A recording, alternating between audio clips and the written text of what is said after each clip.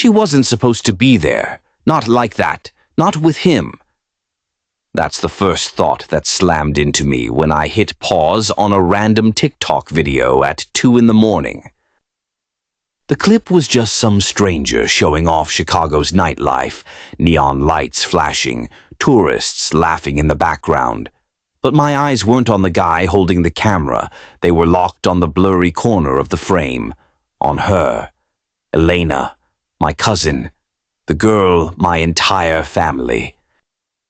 Swore was innocent, obedient, trustworthy. And there she was, pressed up close against a tall guy I'd never seen before, his arm wrapped around her waist like he owned her, her lips tilted up in a smile I'd never seen at family dinners. And then, God help me, I watched as she leaned in and kissed him. Right there in the middle of downtown, caught forever in a stranger's video. I froze. My blood ran cold, and in that instant every story she'd ever told us, every excuse, every smile, it all shattered, because this wasn't just some harmless secret. What I saw in that blurry background was enough to rip my family apart. But the video, that was just the beginning. What came after was darker than I ever imagined. To explain how I even got here, I need to rewind, because before that night, before that stupid TikTok video, I never imagined Elena could lie to me, or to anyone. I grew up in Chicago in a tight-knit family where everyone knew everyone's business. Thanksgiving dinners, 4th of July barbecues, Christmas mornings, we were always together. Cousins weren't just cousins, they were more like siblings. And Elena? She was the one everybody held up as the example, the good one, the responsible, innocent one. She was 3 years younger than me, studying at the University of Illinois at Chicago.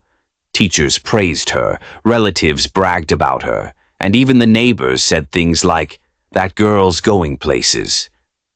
If you asked my mom who she trusted most, it wasn't me. It was Elena. And honestly, I believed it too. I treated her like my little sister, protected her, looked out for her, laughed with her. Never, not once, did I imagine she was capable of deceiving all of us. The first red flags, of course, were subtle. That's how lies usually start. Quiet, invisible, something you can brush off easily. At first, it was her texts. Elena used to reply instantly. Memes, questions, random late-night chats. It didn't matter, she always answered. But suddenly, hours would go by, sometimes half a day, sometimes a full day. When she did reply, her answers were short, cold, busy, in class, talk later. I shrugged it off. College was stressful. She was making new friends. Maybe she just didn't have time anymore. Then came the study sessions. She started staying late at the library, group projects, seminars, presentations. Always some reason to be out later than usual. Everyone believed her. Why wouldn't they? She was Elena, the responsible one. But one night, when I casually asked her what the project was about, she blinked for a second too long and then laughed it off. It was just something for econ. Super boring, you wouldn't care. That laugh, it was nervous, forced, not Elena's usual laugh. And for the first time, I felt something twist in my stomach. Still, I didn't want to believe it. What kind of cousin doubts Elena, the perfect angel of the family? But life has a way of forcing the truth in front of your face when you least want to see it. The next red flag came during a family gathering at my aunt's house. Elena's phone lit up on the couch while she was in the kitchen. I wasn't trying to snoop, but my eyes caught the preview anyway, and what I read made my throat dry up. It said, "Last night was perfect. Can't wait to see you again, Jack." Jack? Who the hell was Jack? Elena always swore she wasn't seeing anyone. She once told my mom she thought relationships were a waste of time. Yet here was Jack, leaving messages with hearts and talking about last night. My heart dropped, but I kept my mouth shut. That night I didn't say a word, because if I accused her and I was wrong, I'd look like the paranoid cousin, the jealous one, the one who couldn't mind his own business. But after that, I couldn't unsee it. Every small thing screamed at me now. The whispered phone calls she took in the hallway, the way she started dressing, subtle changes, a little more stylish, a little more effort. The times she arrived late to family dinners, sometimes looking exhausted, sometimes glowing in a way that didn't look like school stress at all. Then came the moment that cemented my suspicion. One afternoon I was near her campus for work and thought, why not grab lunch together? I texted her, but she didn't answer.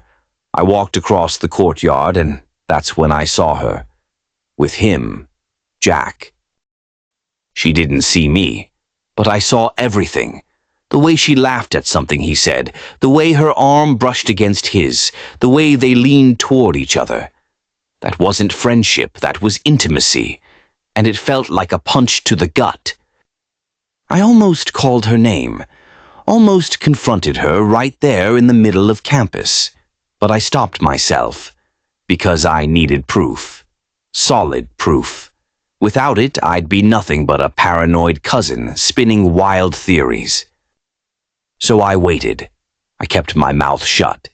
But inside, doubts kept piling up, scratching at me, eating at me. I couldn't sleep, couldn't focus.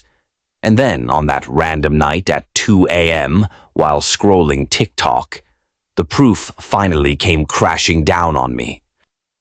That video, that blurry background, Elena kissing Jack in downtown Chicago, thinking nobody was watching. But the whole world was, and now so was I. It wasn't paranoia anymore. It was real, and it was about to drag me into a storm bigger than I ever imagined, because what I discovered next changed everything. After that night, sleep became a stranger to me. Every time I closed my eyes, I saw that frozen image in my head. Elena kissing Jack in the middle of downtown Chicago, caught in a stranger's TikTok. It looped in my brain like a broken record. I couldn't escape it. But here's the thing. I didn't confront her right away. Not because I was scared, but because I needed to be smart. If I stormed in without proof, she'd deny it. Maybe even cry, act innocent, make me the villain. I couldn't risk it. Not when I knew what I saw. So I decided to watch, to collect evidence quietly, to play the long game. The first thing I noticed was how carefully she lied. Elena wasn't clumsy about it. She didn't trip over her words or spin wild stories. She was subtle, calculated. If you weren't paying attention, you'd never notice. But I was paying attention now. One evening I overheard her on the phone. She was in the living room, speaking softly, almost whispering. I walked past casually, pretending not to care, but I caught enough. Yeah, tomorrow works. No, don't worry, I'll say I have class. I miss you too. My stomach churned.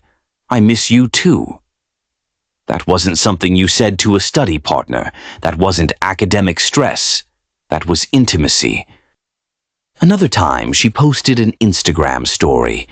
Just a coffee cup on a cafe table, totally innocent looking. But I recognized the place, the corner coffee shop on Wabash Avenue. I knew Jack worked at an office nearby. Coincidence? No, not anymore.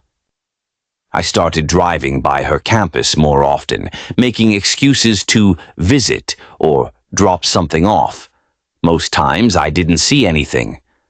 But once, I caught her again. She was standing with Jack near the parking lot.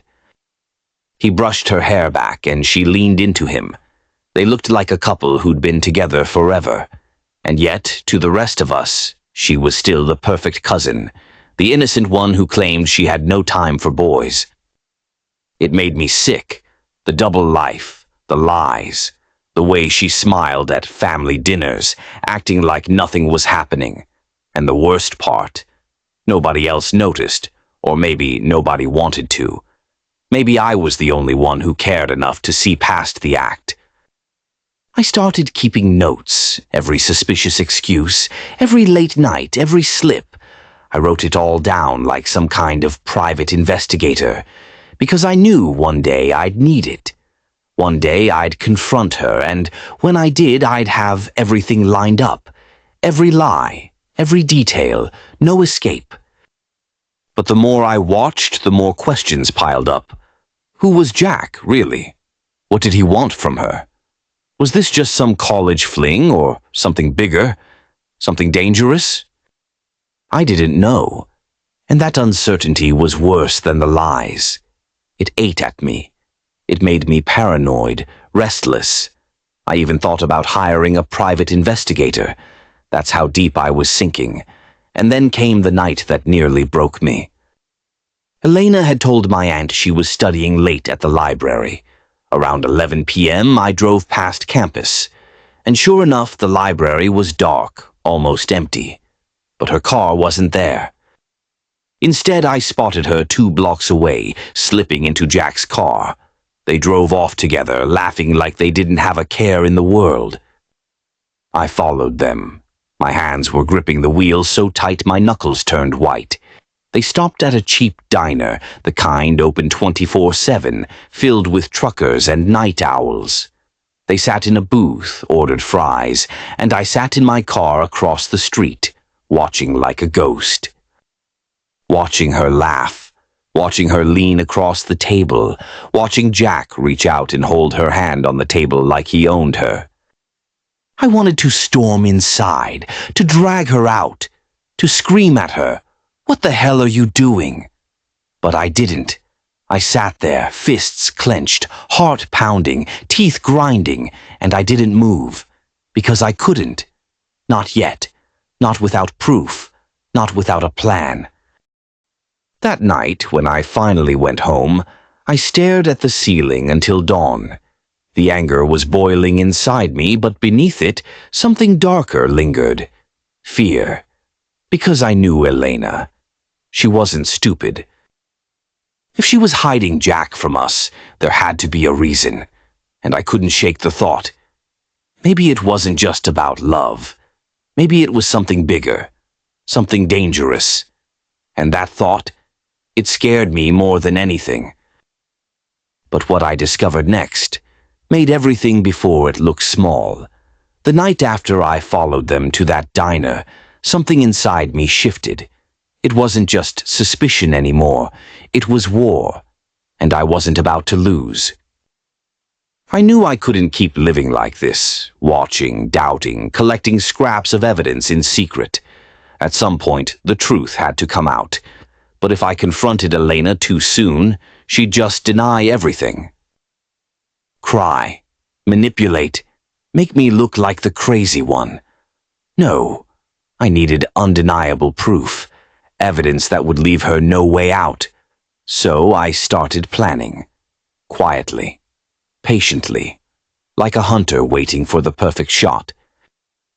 I began by saving screenshots, every Instagram story, every study session lie, every text I accidentally glimpsed.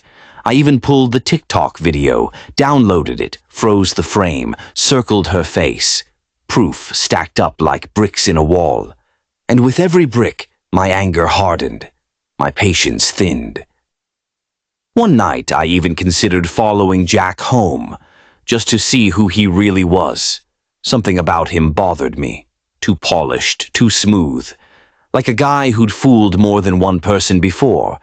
But I stopped myself. Not yet. Timing was everything. One wrong move and everything would collapse. Then, out of nowhere, I got the break I needed.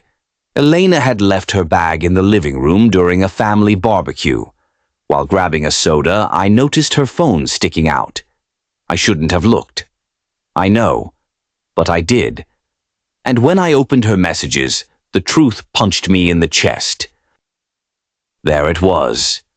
Dozens of texts with Jack, some sweet, some filthy, some downright humiliating. Can't wait for tonight. Your family has no idea. I love sneaking around with you. And then the one that made my blood boil. They'll never find out. I've got you wrapped around my finger. He sent that.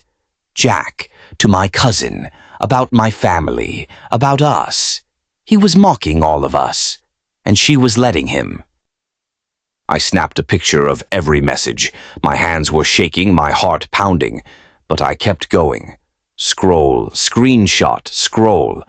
By the time I finished, I had enough evidence to bury them both. That night, I didn't sleep. I stared at my phone, at those messages, at that video, at the notes I'd collected, and I knew. Tomorrow, it ends. The next evening, I set my plan in motion. My aunt had invited everyone over for dinner. Perfect.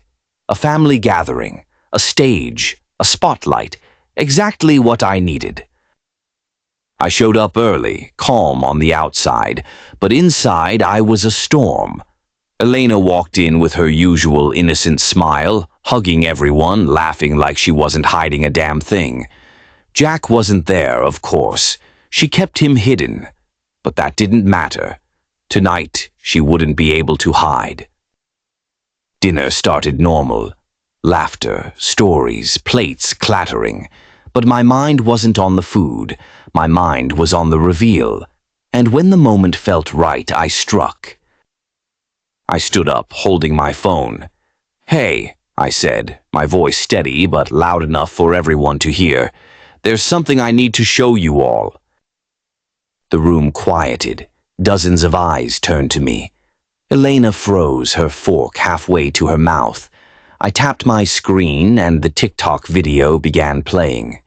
The laughter of the stranger, the chaos of downtown Chicago, and then the blurry background. Elena, Jack, the kiss. The room exploded, gasps, murmurs.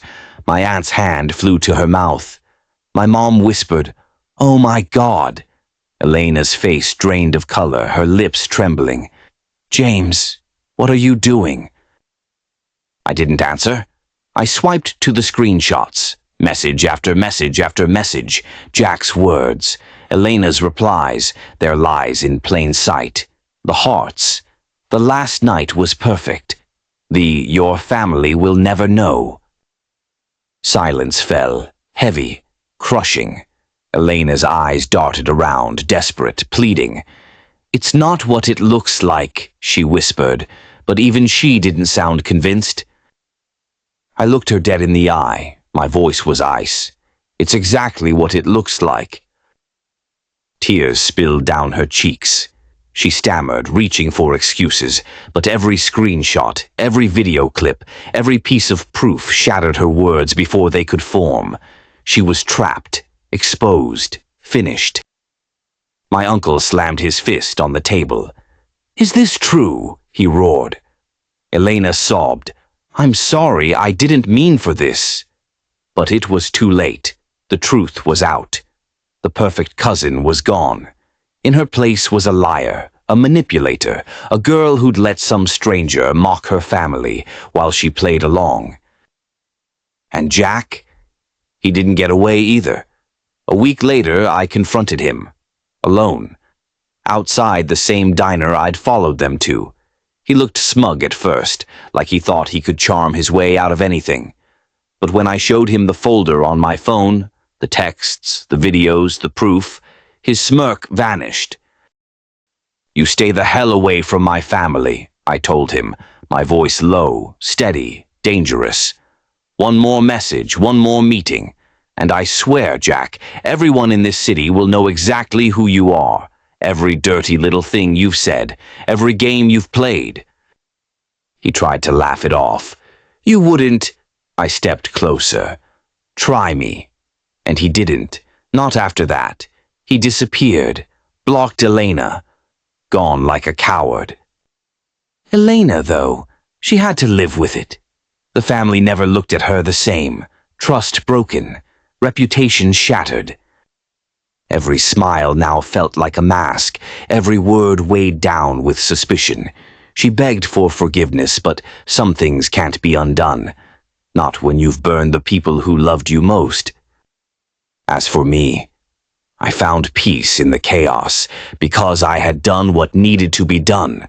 I had ripped the mask off, exposed the truth, and made sure no one could ever laugh at us behind our backs again. And sometimes, late at night, I think back to that moment, the TikTok video, the blurry background, the kiss. The moment everything cracked wide open, and I whisper to myself, not in anger, not in pain, but in cold, quiet truth. Secrets always come out. Always.